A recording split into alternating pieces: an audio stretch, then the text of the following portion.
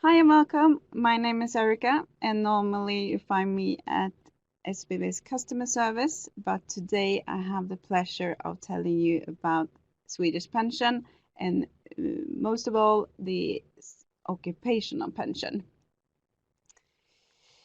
I thought I'd start by showing you this picture.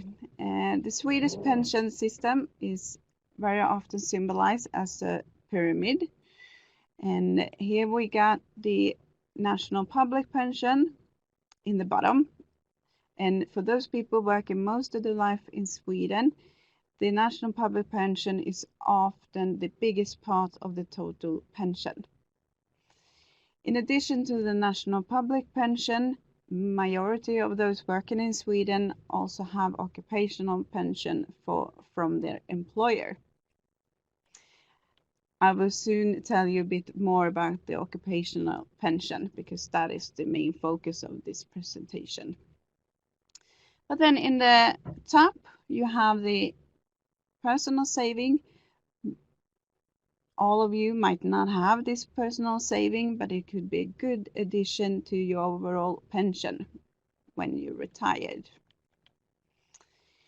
But before we talk about the occupational pension, I thought I'd start by telling you a bit about the national public pension.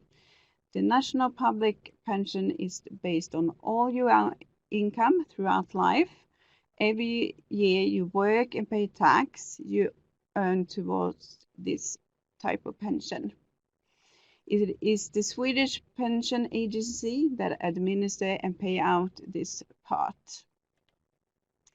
The national public pension consists of several different parts. You got the income pension, the premium pension, and guarantee pension. Guarantee pension is for those that have had a very low income or maybe no income throughout their life. The national public pension is paid out lifelong. You will also receive compensation into your pension from the state to this pension if you are on parental leave, studying with student fund, performing national service in the military. You may have sickness benefit, disabled compensation, or receive unemployment benefit. If you stop working in Sweden and move away from Sweden, you still have the pension you earn here in the form of the income pension and the premium pension, but other rules applies to the guarantee pension.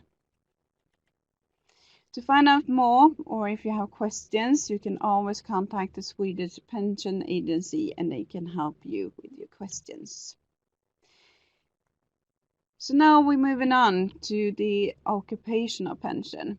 As I mentioned before, many that work in Sweden also have the occupational pension. There are very many different pension agreements, all depending on what sector you're working in. For example, the private sector have their agreement, while if you work for the local authorities or country councils, they have their own. Are you listening to this presentation? You most likely have occupational pension according to a pension agreement for government employees called PA16, Section 2. Normally, it's people born before 1988 that belong to this section. Those born 88 or later belong to the same pension agreement, but to Section 1. So as you can hear, PA16 is divided into two sections, and my focus on this presentation will be on Section 2. In some cases, it's possible to change from Section 2 to 1, but if you are interested about this, please contact your employer or us at SBB and we can tell you a bit more. The Occupational Pension Agreement, PA16, is a collective agreement and have been negotiated between the union organizations in the state branch together with the Swedish Agency for the Government Employers. So, when it comes to occupational pension, each month your employer pay money towards your occupational pension. It's not money taken from a salary, it's actually money your employer pays from apart from the salary. So your employer pays salary and an addition to the occupational pension. So what does this occupational pension consist of? Well, it consists of 3 different parts. Your employer pays money towards this pension from the start of your employment, but no longer than the age of 65. If you are ill or on parental leave, for example, you will get payments towards your occupational pension anyway. The first 2 parts, the selectable part and the Koppartjänsten, you are entitled to, and your employer pays money based on your fixed percentage of your salary. The defined benefit retirement pension, however, some of you might not be entitled to, and I will tell you more about this a bit later on. The first part, the selectable part, here you can choose how your money should be managed and what company that should look after your money. The second part, Koppartjänsten, is always managed by the government employees pension fund called Kopparpensioner. Kopparpensioner is a mutual insurance society for people that working for the Swedish government sector or have been working for the state sector. Then we have the third and final part, the defined benefit retirement pension. The size of this part is dependent on your salary, how many years you've been working for the government, and what year you were born. So now I thought I will give you some more information in depth about these parts. We start off with the selectable parts. You can choose yourself who will manage this part, as I already mentioned. You don't have to make a choice if you don't want to. When you first start working for the governmental sector, you will receive a letter about this part and how to make your choice. The information is mostly in Swedish.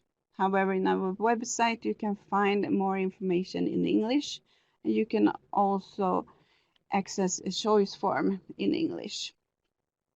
If you have a Swedish bank identification, you make the choice in our website at spv.se and Mina sidor, which translated to my pages. If you don't want to make a choice, you don't have to, and then the money is placed into a traditional insurance without repayment cover, and then it's managed by Kopparn Pension, and it's called Kopparn Valbar. So, if you want to make a choice, however, you need to select a company. In the choice form or on our website, you can see more information about the companies that you can choose from, what type of saving they offer, and the cost and fees for the insurances. You also need to select a type of saving. You can choose between traditional insurance or unit-linked insurance. With the traditional insurance, the insurance company determines how the money is placed and managed. You always have a guaranteed pension. The warranty, however, differs from different companies. With a unit-linked insurance, you can decide yourself which funds the money should be managed in. Important to remember is that no pension is guaranteed. So it could be a good thing to have a look now and then to see how the funds you have chosen are doing and developing. On the choice form, you can also choose if you want this money to be covered by repayment cover or not. What repayment cover is, I will tell you a bit later on. You can make a new choice of company from the next coming month, or in some cases you can move the money from one company to another. In that case, call us and we will tell you a bit more about this. The size of this part is depending on how much money your employer is paying towards this pension, and that amount is based on your salary. But it also depends on how your money are managed throughout the years. Now we're moving on to the second part, Kåpan Tjänster. Your money in Kåpan Tjänster is always managed by Kåpan Pensioner and is placed in a traditional insurance and is always by default without repayment cover. You can, if you wish, add repayment cover within 6 months after you first receive a payment to this pension. It's sometimes possible to change afterwards, and I will tell you about that in a minute. Kåpan Pensioner has a website where you can read more about how the money are managed, for example, or how to choose repayment cover, how to withdraw your money, and lots of other stuff. So kåpan.se is the website for Kåpan Pensioner. Just like in the case of the selectable part, the size of Kåpan Tjänster depends on how much money your employer pays towards this, and obviously how the money are managed. It's a traditional insurance with a guaranteed interest rate, so you always are guaranteed a certain sum of the money your employer is paying towards this pension. If Kåpan Pensioner can give you a bonus rate, the payment will be greater than the guaranteed sum. I thought I'd make a small pause in telling you about the 3 parts of your occupational pension and talk a bit about repayment cover, since it only applies to the selectable part and Kåpan Tjänster. Repayment cover means that your family receive pension in the event of your death. How much money your family will receive depends on your value of your insurance. Kåpan Tjänster automatically comes without repayment cover, but you have 6 months to change it from the insurance is new. And this also applies if you have not made a choice for the selectable part. After the 6 months, there are some situations you actually could add a repayment cover, and that is if you, within the 12 months from becoming a parent, move in with a partner or get married, you can also add repayment cover on the existing value of the insurances you got with Kåpan Pensioner. After this, you can only add repayment cover on payments paid in from the next coming month, and then you will receive a new insurance with repayment cover. If you have any question about this, you can always contact Kåpan Pensioner and they will tell you a bit more. If you've chosen another company than Kåpan Pensioner for a selectable part, please turn to the company you have selected to find out more about repayment cover. You should start from your family situation when assess whether you need a repayment cover or not. Repayment cover can provide a certain amount of financial security for your family, while your pension will be lower.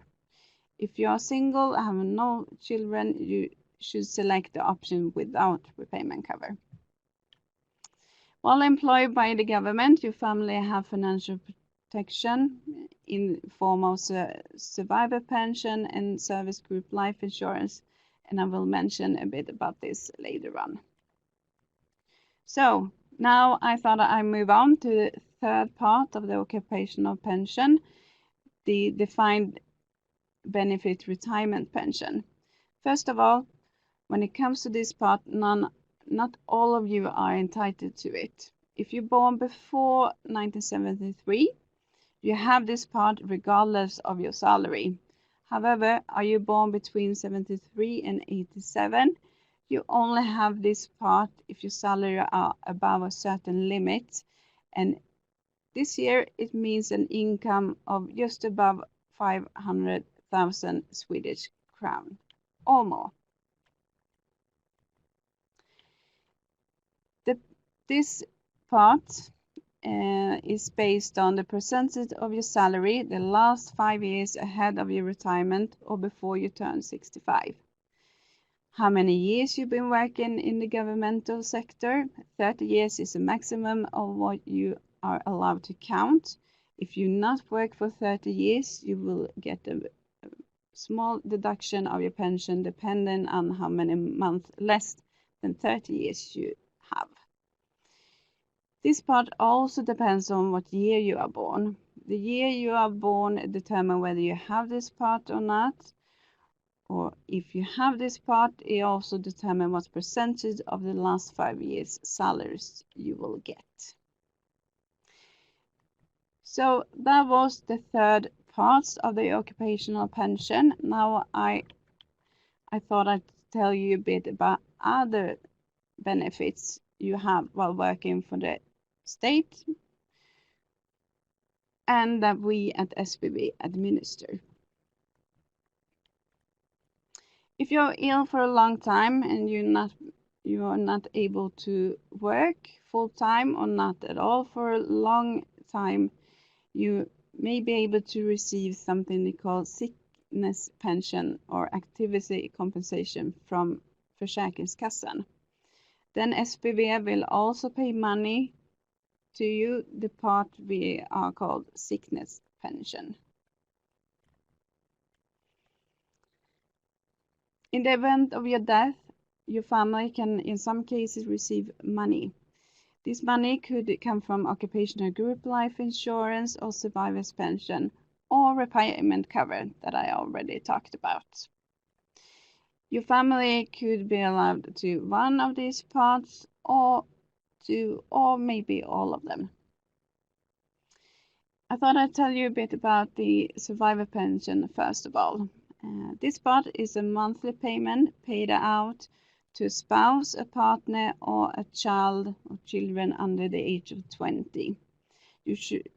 You, or should I say your family, are covered by this as long as you are employed by the Swedish government or when you die or you actually retired from that sort of employment.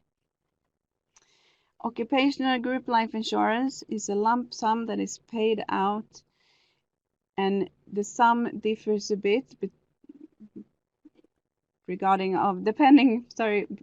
on your age when you die or who is able to get this money after you. However, the right to this compensation is only if you die while having a governmental employment. If there are some of you that are close to retirement, I thought I would quite quickly go through how you can apply for these different parts of your occupational pension. Important to remember that is that you need to apply for all the 3 parts, and once you have received payment, you normally can't change your mind. The earliest you can receive payments is the age of 61, and you need to end your employment to be able to receive payments. And once again, we start off with the selectable part.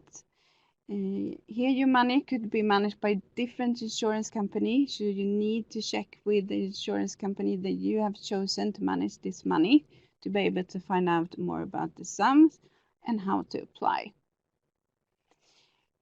You can apply for this money, however, not depending on the insurance company, but on at least 10 years or the rest of your life. If your money are placed with Pensioner, you can apply online as long as you have a Swedish bank identification, or you can apply on a normal application form. Now on to the second part, Tjänster. This part is managed by Pensioner, so you can then apply online or in an application form, like I just mentioned for the selectable part. You can apply for your money on the period of 5 to 20 years or for the rest of your life. Now we move on to the defined benefit retirement pension. If you withdraw this money before the age of 65, you can choose the amount to take out each month. Keep in mind that the amount you take out before the age of 65 affects the size of your pension after 65. If you're taking out this part from the age of 65 or later, it will be paid out lifelong. You can't then choose to have it during a shorter period. If you work for the government sector all the way to retirement, please contact us, because then your employer needs to sign your application form. Normally it's us at SPV that send you this application form, but in some cases it could be the employer that give it to you. But you can always call or contact us by email, and we will help you on how to apply for this part. If you have ended your employment before retirement, you can apply online or on an application form. Some of you might leave Sweden and stop working somewhere else, and now I will tell you a bit about what to think about if you do this. If you end your employment and move abroad, you need to contact the Swedish tax agency to let them know that you're moving away from Sweden and your new address. In this way, we'll receive your new address from the Swedish tax agency. When it comes to occupational pension, the different pension institute will manage your occupational pension until you're retired and stop withdraw your pension. This applies to us at SPV, Pensioner, and the company you have selected for the selectable part. When you then start to receive payments, you can make sure that you receive the payments to foreign bank account, but you can't transfer the actual value of your pension to another pension scheme. To find out more about the national public pension that I talked about early on, please contact the National Pension Agency to find out more. Now I thought I will end this presentation by showing you some websites. You can find a lot of information that I've already talked about, or other information in English at our website, spv.se. In the top right corner you have other languages, and where you can find more information in English or in some other languages. You can also find out more here at both spv.se and korpan.se if you want to find out more information about your pensions. If you have a Swedish identification, bank identification, you can access my pages or mina sidor at both korpan.se and spv.se to find out more information about your pension and how much money you earned so far. I can also recommend another website called minpension.se.